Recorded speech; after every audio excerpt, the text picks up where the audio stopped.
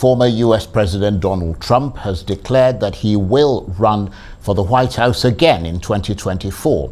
The 76-year-old, who still refuses to accept he lost the last election, said the goal was to deprive Joe Biden of a second term.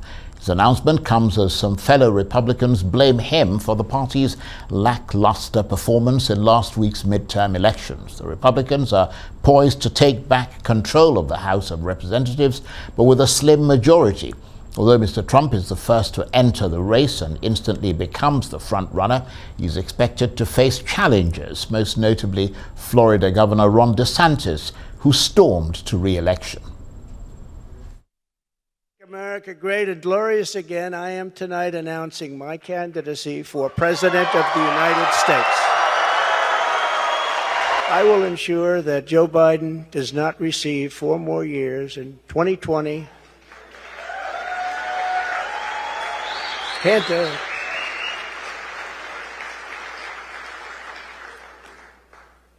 Our country could not take that. And I say that not in laughter. I say that in tears. Our country could not take 4 more years. It can only take so much. It's all very fragile to start off with. It can only take so much. In 2020, I received the largest number of votes of any sitting president in history by a lot.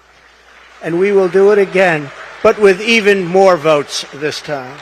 We do love our country, isn't it? That's why we're here. I didn't need this. I had a very nice, easy life. This is something I didn't need, and a lot of you people don't need either. But we love our country, and we have to take care of our country. We have to save our country. We will make America glorious again. And we will make America great again. Thank you very much. God bless you all. Thank you. Donald Trump. Well, for more on this, let's bring in Arise US correspondent Eric Ham, who joins us live from Washington. Good to see you, Eric. So Donald Trump, America's ex-president, files official papers saying he wants to be the next one as well. So the moment that was widely predicted to happen has now happened. Yeah, that's right, Charles. We were all expecting this moment to come. Now it is finally here. The president spoke last night from his Mar-a-Lago estate in Florida, where he spoke for over an hour, and he whiffed on a lot of topics, of course, attacking President Joe Biden, going after the country's economy, saying that he actually brought the nation back from the brink of disaster and collapse. He also talked about his relationship with many of the world's authoritarian regimes, such as Vladimir Putin, Kim Jong-un, and of course, Xi Jinping, saying that he basically put all of these countries in their place. He built very close relationships with these leaders.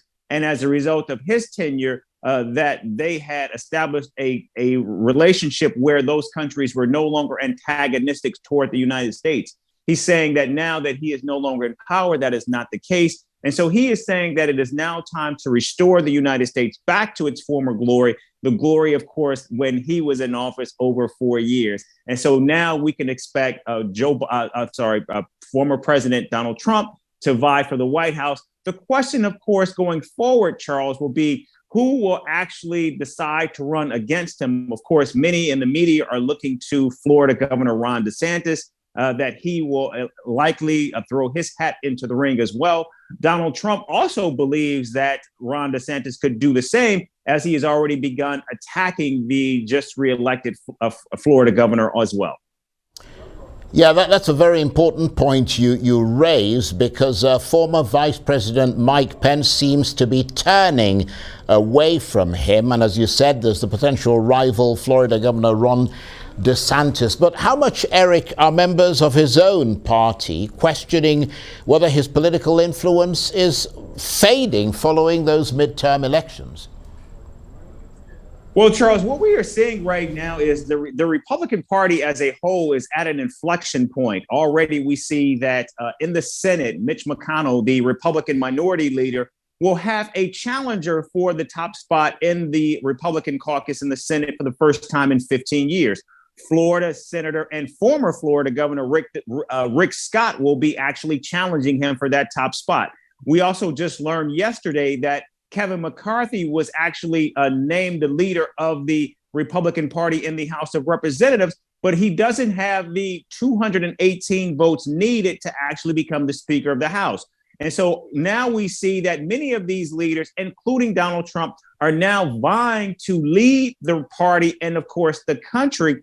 But right now, what we're seeing, even among the party itself, is they are not quite ready to accept these individuals as leaders of the party, at least not yet. And so what we're seeing is not only is the party looking inward at itself to determine who should lead, but also many within the Republican Party are doing the same thing for Donald Trump as well.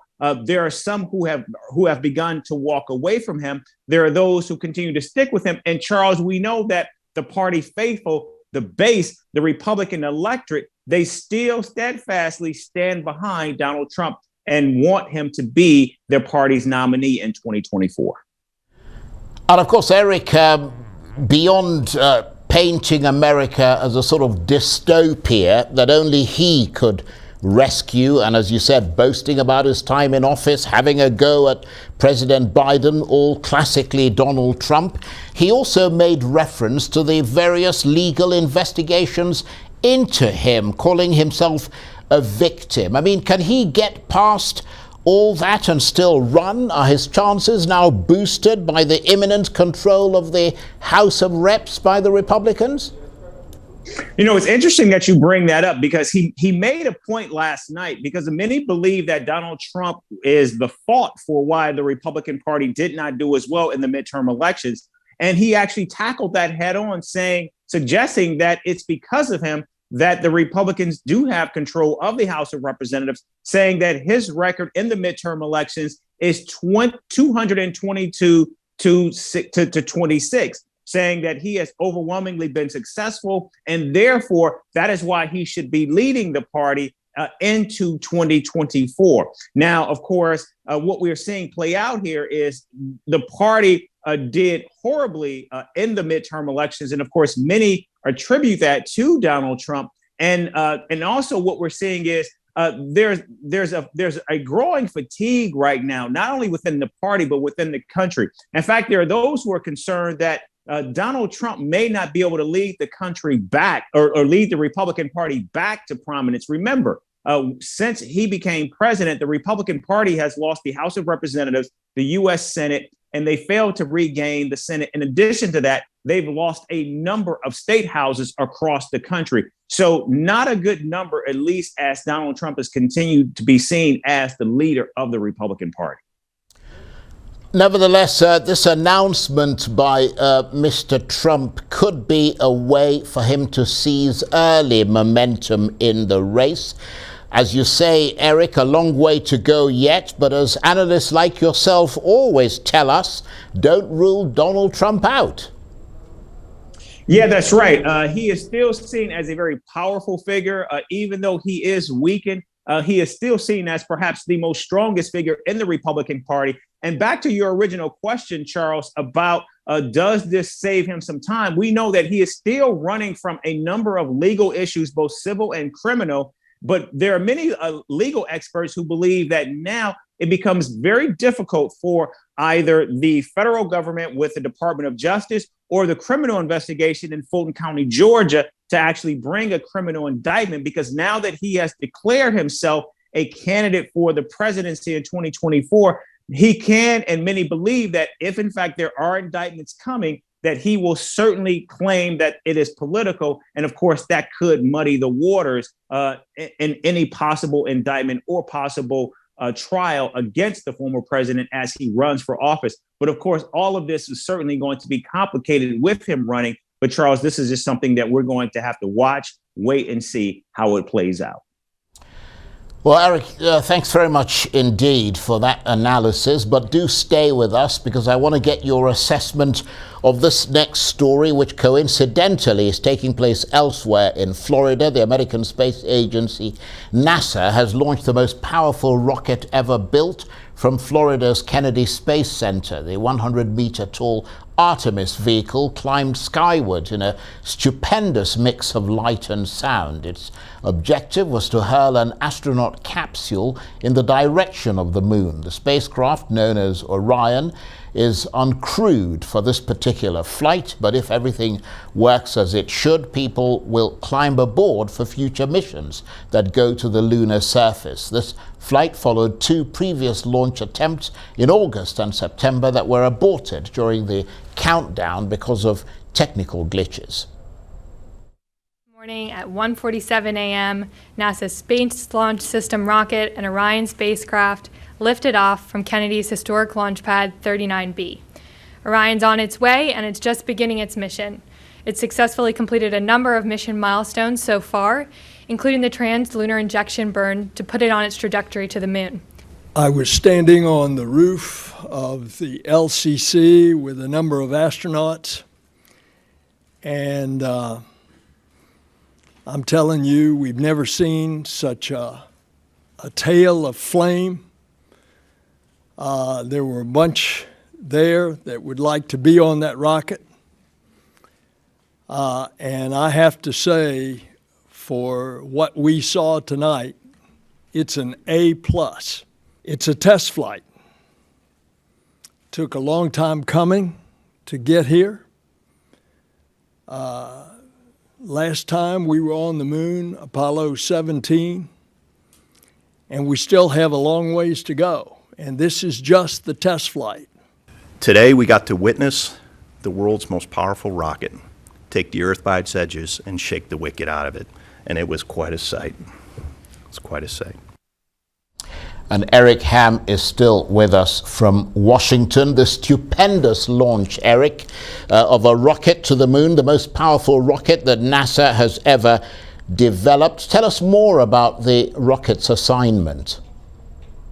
Yeah, Charles, that's right. We are now seeing that the United States is back in the space business. We do know that at one time, the United States had mothballed its space flight program. And then we saw entrepreneurs such as Elon Musk and others actually begin to build rockets flying and working with NASA to launch into space. But now we see this most powerful rocket for the first time after a number of delays actually make this flight into space. And it is expected that it will make its destination to the moon. And if this goes successfully, we will see NASA then begin to send astronauts back into space as a result of this. And Charles, I'll also add that this was actually something that former President Donald Trump spoke about in his announcement last night. And now space is becoming, again, one of those many rails of politics where now what we're seeing is an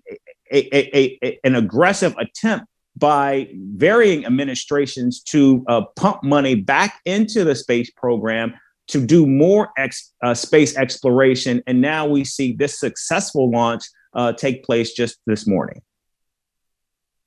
Eric, it took a while. It took a while to get to this launch, didn't it? I mean, beyond being desperately late, it's horrendously over budget, isn't it?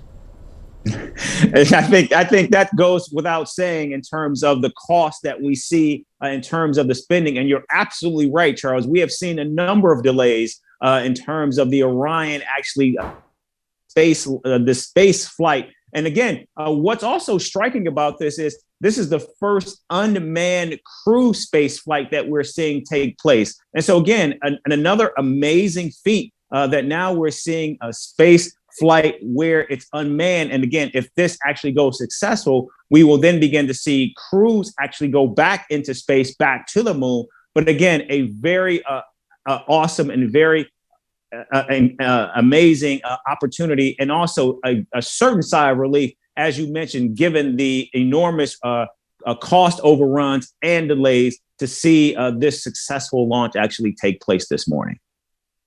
An amazing feat indeed. Eric, thank you very much. Eric Ham, Arise US correspondent, talking to me there from Washington.